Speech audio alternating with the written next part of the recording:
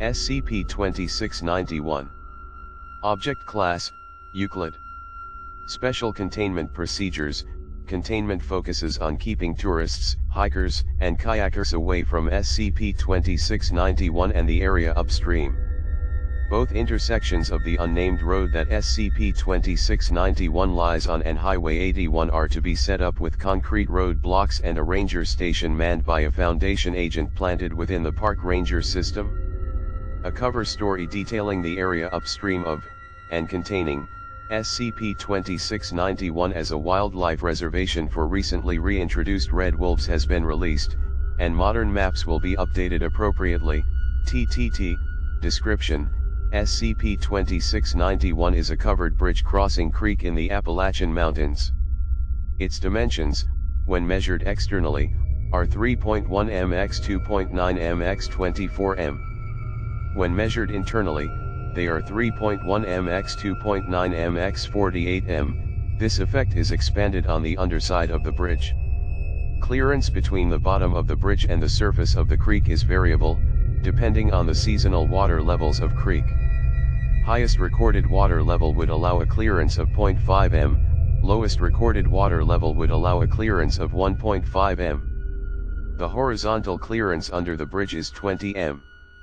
Distances traveled under SCP-2691 appear to fluctuate with the seasonal water level, but average 10 km, +/5 km. Anomalous temporal measurements seem to be correlated to the anomalous spatial anomalies. Testing is ongoing. See logs for details. SCP-2691 was found when a tabloid ran a story about a group of kayakers that returned from a kayaking trip a day late, with no memory of the missing day. The tabloid also mentioned these kayakers encountered an anomalously long tunnel while they were kayaking creek.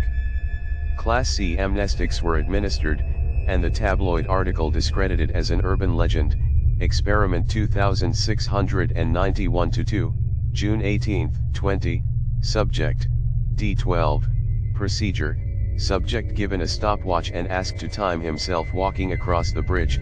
Results, D26912 timed himself at 1 minute, 22 seconds to cross the bridge. Dr.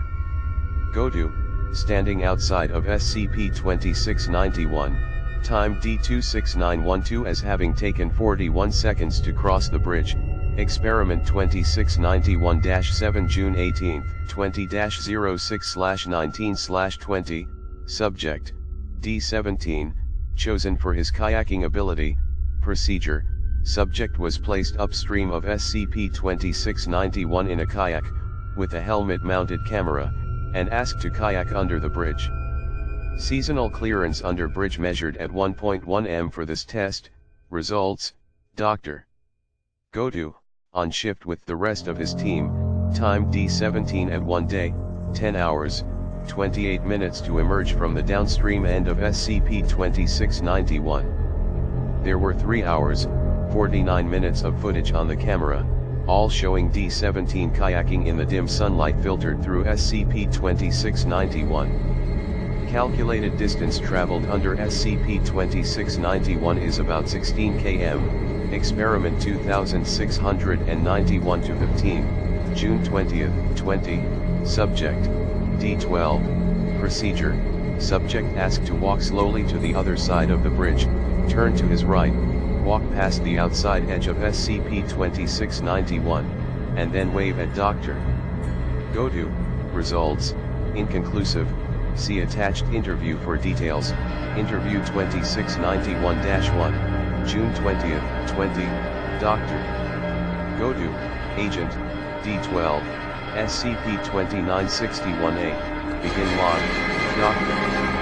Godu, I was beginning to think I understood this SCP, was about to label it safe and then, this happened.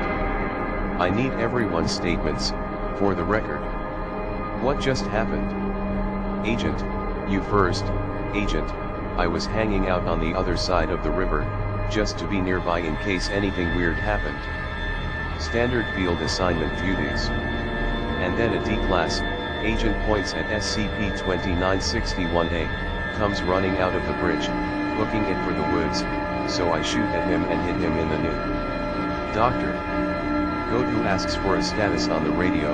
I let him know I got him as I handcuffed him.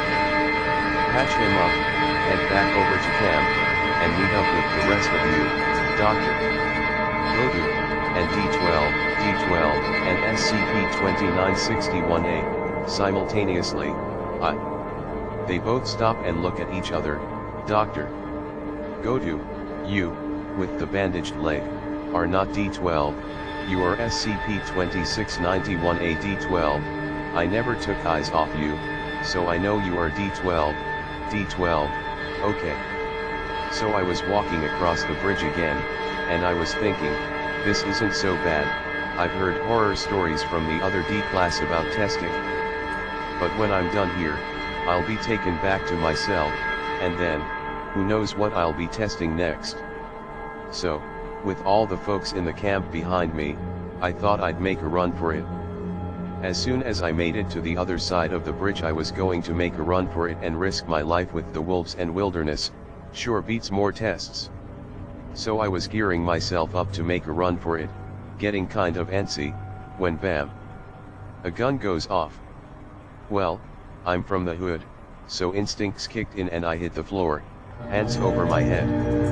The doc here tells me to head back across the bridge, and so I do. And then this agent guy comes over with a copy of me. We even have the same exact tattoo on the arm and everything, Doctor. Godu, interesting. SCP-2691-A, your story, SCP-2691-A, a brief pause, then SCP-2691-A looks around and comments, oh, you mean me? Right, I've been D12 for so long that Anyway. I was walking across the bridge again, like the other me said, gearing up to escape.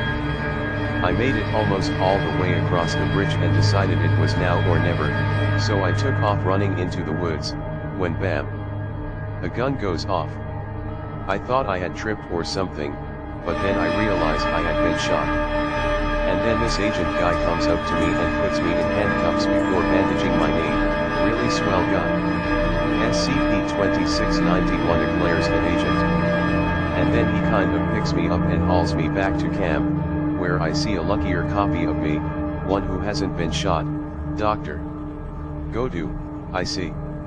For the record, I was keeping an eye on D12 as he was walking along SCP-2691, then we heard Agent S firearm discharge. I saw D12 fall prone, covering his head. I request a status from Agent, he says he got him. I'm not sure what he's referring to, as all our D class are accounted for. I request D12 return to my side of SCP-2691, and he complies. Agent shows up a bit later with SCP-2691-A, which looks exactly like D12, except it has been shot in the knee and been bandaged. SCP-2691-A, wait, I'm in it now. I didn't think it could be worse than being a D-class. End log, closing statement, all blood and tissue samples analyzed of D12 and SCP-2691 are proved to be identical. D12 and SCP-2691 are being held indefinitely for further testing. Addendum, Dr. Godu has requested additional resources and funding.